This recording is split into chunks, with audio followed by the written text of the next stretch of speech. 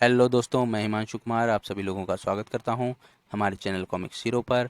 और हमारी आज की पेशकश है नागराज कॉमिक्स की नागराज पार्ट 2। नागराज के शरीर पर डसने वाला सांप पानी बनकर पिघल जाता था। देख लो नागराज पर जहर उगलने का अंजाम। बचे हुए नागराज की जहरीली फुंकारों से धराशायी हो गए और फिर नागराज मूर्ति की तरफ लपका। लेकिन तभी फुस फुस, यह मुकाबला जोरदार रहेगा। मेरी जहरीली फुंकार का इस पर प्रभाव नहीं हुआ। इसका मतलब यह किसी विशेष दर्जे का नाग है। साए, फुस फुस फुस फुस, धुप धुप। उफ, काफी खतरनाक बला थी। सचमुच इस मूर्ति को चुराना आसान काम नहीं। लेकिन अब यह मूर्ति मेरे हाथों में है। अब यहाँ से चलना चाहिए। और फिर शू शू, गश्त करते चौकीदार ने मंदिर के गुंबद पर प्रकाश देखा तो वह कौन है मंदिर के गुंबद पर? बस्ती में शंख और तुरही बज उठे, जो खतरे का संकेत था। टूहू टूहू, ओह खतरा! मुझे इस बस्ती से तुरंत निकल जाना चाहिए। वह भाग रहा है। पकड़ो, घेर लो, जाने ना पाए। कबीलों को खबर कर दो, चारों तरफ से घेरा डालो। सक सक, तीर भालों की बौछार चल पड़ी। शक जिप, शू शू शू, सांप सांप। चारों तरफ से घेरा डाला जा रहा है। मसाले ही मसाले। ठाक ठुचिंग साई। मुझे इन ऊंचे वृक्षों का सहारा लेकर इनके सिरों के ऊपर से गुजर जाना चाहिए। शू शू शू। अरे, कहाँ गया? वो देखो, उस पहाड़ी पर है। कमबख्त पहाड़ी पर चढ़ रहे हैं। क्यों ना इन बड़े पत्थरों को इन पर लुढ़का दूं। गरड़ गरड़ गरड़। अब इन तीर भालों से कुछ होने वाला नहीं। शीघ्र ही नागराज पुल पर पहुंच गया। वहां जीप खड़ी थी। वह जीप में सवार हो गया। कुछ आगे बढ़ने पर, ओह, सड़क पर पेड़ पड़ा है।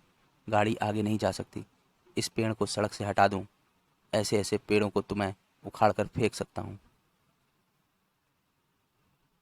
पूरी ताकत लगाने के बाद भी पेड़ टस से मस नहीं हो रहा है। कोशिश करो, शायद तुम इसे हटाने में सफल हो जाओ। जब तक इस पेड़ की साख पर मेरा पाँव जमा हुआ है तुम इसे उठा नहीं सकते। यह तो कोई सन्यासी है, सफेद बालों वाला। यह पेड़ तुमने गिराया है?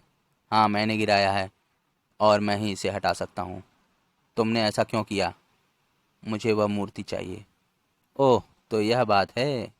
मेरा रास्ता रोकने का अर्थ जानते हो? तुम जैसे इंसान का कोई रास्ता नहीं हो सकता। तुम भटके हुए इंसान हो। कहीं यह बाबा गोरखनाथ तो नहीं? तुम सही सोच रहे हो बालक। मैं ही गोरखनाथ हूँ। यह मूर्ति वापस मंदिर में जाएगी। मैं तुम जैसे साधु संतों की हत्या नहीं करता। इसलिए बेहतर है कि इस पेड़ को हटा दो और मुझे जाने दो। लो, मैं तुम्हारी यह इच्छा भी पूरी किए देता हूँ। पेड़ हट गया। अब मूर्ति मेरे हवाले कर दो और फिर तुम जा सकते हो। यदि तुमने मेरा कहा ना माना तो फिर मैं तुम्हें अपने साथ ले जाऊंगा और फिर तुम्हें दंड दिया जाएगा। देखता हूँ तुम मुझसे मूर्ति कैसे हासिल करते हो। मैं जा रहा हूँ। लेकिन ओह, मेरे गले में फंदा। शू शू शू। मेरे सारे नाग वापस पलट रहे हैं। उसके कंधे पर काला नेवला बैठा है। काला नेवला शिकांगी। शिकांगी, वह रस्सी तोड़कर फरार होना चाहता है। फुस फुस। शिकांगी नेवले का धारक बहुत बड़ा जादूगर होता है। मैं इसकी असीमित शक्ति का मुकाबला नहीं कर सकता। मुझे भाग जाना चाहिए। शिकांगी नागराज के चारों तरफ घूमने लगा। ओह, इसने मेरे चारों तरफ जादुई लकीर खींच दी है। तभी ठाक, भटके हुए लोगों को सही मार्ग दिखाना उनके लिए सबसे बड़ा दंड होता है। अगर यही इंसान अपनी शक्ति का प्रयोग मानवता की रक्षा के लिए करे तो लोग इसकी पूजा करेंगे। महात्मा गोरखनाथ ने वशीकरण विद्या द्वारा नागराज के दिमागी हालात जानने शुरू कर दिए। नागराज, तुम नागमणि जैसे शैतान के गुलाम हो। उसने तुम्हें बनाया है। इसका मतलब तुम्हारी अपनी कोई स्वतंत्र हस्ती नहीं। सबसे पहले मुझे यह जानना होगा कि तुम्हारा निर्माण कैसे हुआ। तुम्हारे मस्तिष्क के चित्र अब मेरे मस्तिष्क में उजागर होंगे। नागमणि इच्छाधारी सांप पकड़ना चाहता था। वह सांपों का विशेषज्ञ था और सांप पकड़ने के लिए जंगलों में भ्रमण करता था। एक दिन वह जंगल में पहुंचा तो यह तो किसी नाग देवता का पुराना मंदिर मालूम पड़ता है। नागमणि को किसी बच्चे के रोने की आवाज़ सुनाई दी। वह मंदिर में दाखिल हो गया। अरे बच्चा, ओह कितना प्यारा बच्चा है, मैं इसे पालूंगा। फिर जैसे ही नागमणि ने बच्चे को गोद में लिया, एक नाग फुंकारता हुआ उसके मार्ग में आ खड़ा हुआ। यह तो इच्छाधारी नाग है, मेरी आंखें धोखा नहीं खा सकती। और तभी इच्छाधारी ने इंसान रूप धर लिया। मेरे दर्शन बहुत मुश्किल से प्राप्त होते हैं। ए इंसान, तू जो भी है, गौर से मेरी बात सुन। एक लड़की मेरी पुजारिन थी। किसी ने उसके साथ अत्याचार किया और परिणाम स्वरूप यह बच्चा पैदा हुआ। मरने से पहले उसने इस बच्चे को मेरी शरण में छोड़ दिया। तब से यह बच्चा इसी जगह है।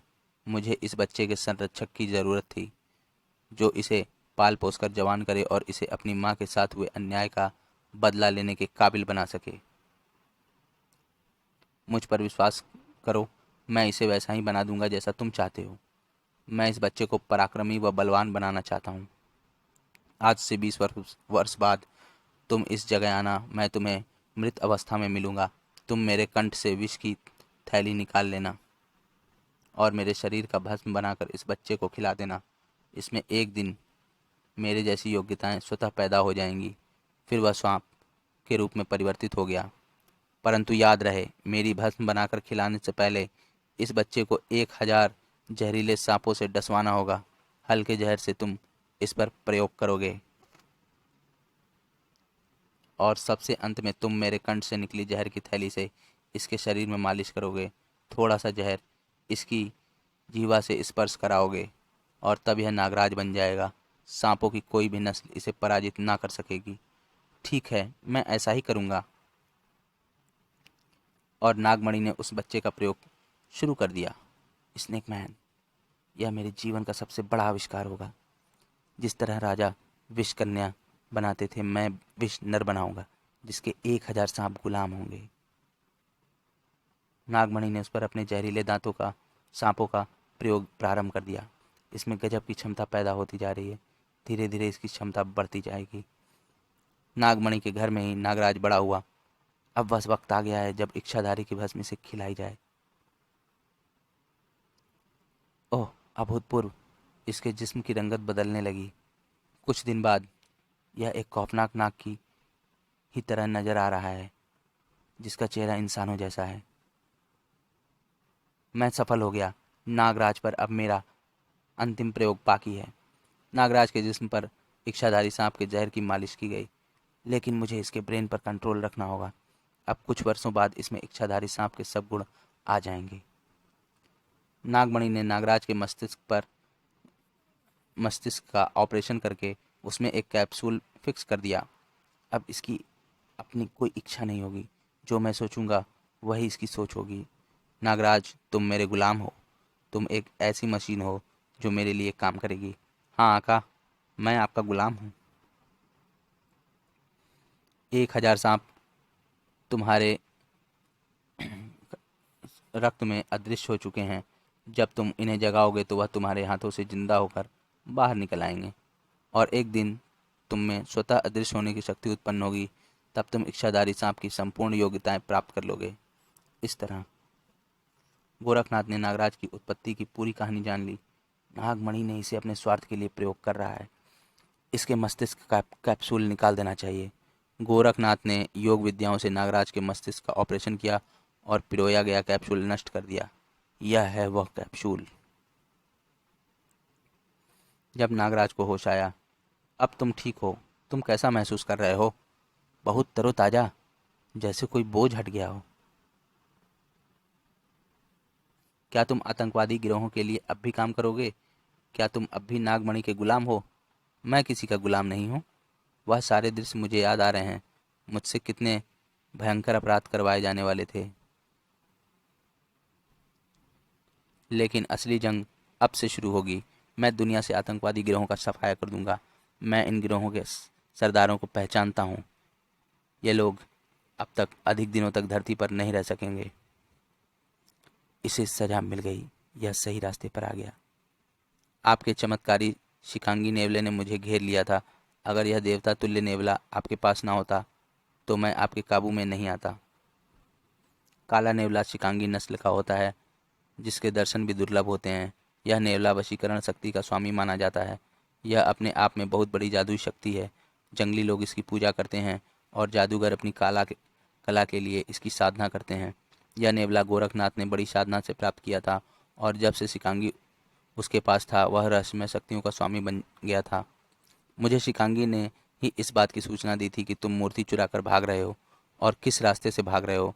जाओ, शिकांगी की कृपा से तुम आज़ाद हो गए हो।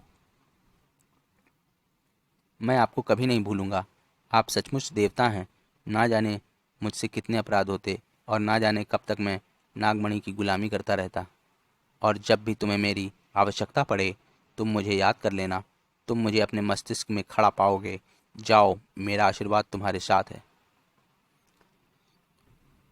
नागराज का नया जन्म हो चुका था। उसे बाबा गोरखनाथ का आशीर्वाद प्राप्त था, और वह आतंकवादी गिरोहों के विरुद्ध उठ खड़ा हुआ था।